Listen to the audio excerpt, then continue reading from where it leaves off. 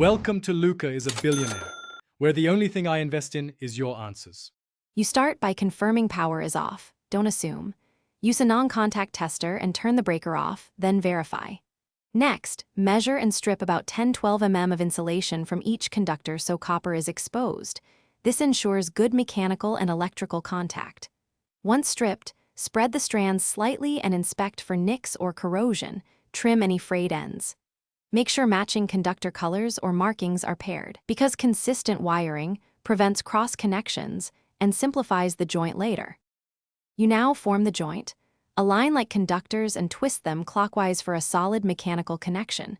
Twisting increases contact area and prevents stray strands. Then choose the correct connector for the cable size.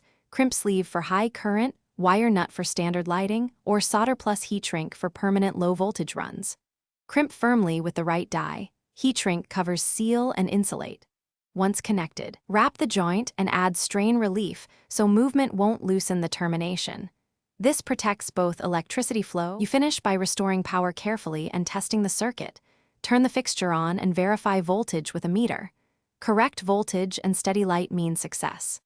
Once proven, de-energize again and permanently insulate every joint using appropriately sized heat shrink or certified insulating tape. Label the splice if required.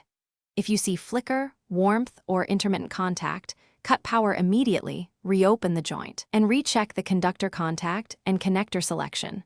Poor contact or an undersized connector causes resistance and heat, so correct.